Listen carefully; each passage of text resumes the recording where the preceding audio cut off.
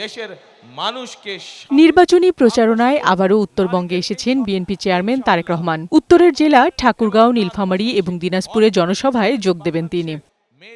বেলা ১২টার কিছু আগে ঠাকুরগাঁওয়ে পৌঁছান তারেক রহমান। সরকারি বালক উচ্চ বিদ্যালয় মাঠে জেলা বিএনপি আয়োজিত জনসভায় যখন তিনি যোগ দেন, তখন ধানের শীষের স্লোগানে মুখরিত হয়ে ওঠে জনসভা স্থল। ২২ বছর পর প্রিয় নেতাকে কাছে পেয়ে উচ্ছ্বাসে ফেটে পড়ে নেতাকর্মীরা। বিএনপি মহাসচিব ও ঠাকুরগাঁও ১ আসনের প্রার্থী মির্জা ফখরুল ইসলাম আলমগীর তারেক রহমানকে স্বাগত জানিয়ে বলেন, দেশের উন্নয়নে ধানের শীষের কোনো বিকল্প নেই। ঠাকুরগাঁও জেলা এবং আশেপাশের প্রার্থীগুলোকে জয়যুক্ত করে আমাদের নেতা তারেক রহমানের হাতকে শক্তিশালী করবেন। তারেক রহমান বলেন, গেল ১৬ বছর দেশের মানুষের ভোটের অধিকার কেড়ে নেওয়া হয়েছিল। মিথ্যা উন্নয়নের কথা বলে জনগণের ভাগ্য নিয়ে ছিনিমিনি খেলা হয়েছে। ২৪-এর গণঅভ্যুত্থানের মধ্য দিয়ে আবারও দেশ পুনর্গঠনের সুযোগ এসেছে।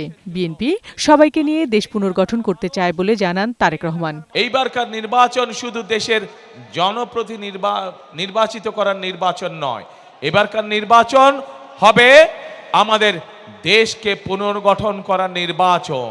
আজ সময় এসেছে আমরা ১২ তারিখের নির্বাচনে যেমন জনগণের প্রতিনিধিকে নির্বাচিত করব, একইভাবে আমরা দেশ পুনর্গঠনের কাজে হাত দিব। ধানের শীষে ভোট চেয়ে তারেক রহমান ঠাকুরগাঁও নিয়ে বিএনপির নানা পরিকল্পনার কথা তুলে ধরেন। পঞ্চগড় এবং ঠাকুরগাঁয় যে চিনি কল আছে, যে রেশম কারখানা আছে, এই শিল্পগুলোকে আবার আমরা গড়ে তুলতে চাই, যাতে করে এই এলাকার মানুষ বেকার না থাকে।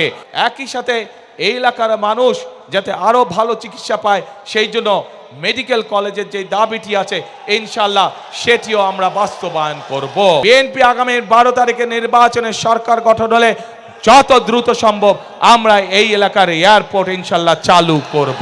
বিএনপি অতীতেও যেমন দেশের মানুষের পাশে ছিল, আগামীতেও তেমন থাকবে বলে জানান তারেক রহমান।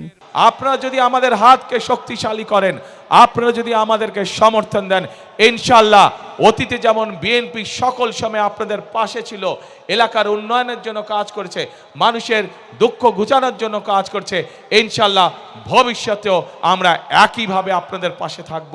ঠাকুরগাঁও জনসভা শেষে নীলফামারীর উদ্দেশ্যে রওনা দেন তারেক রহমান। বিউটি সমাদ্দার, বৈশাখী সংবাদ।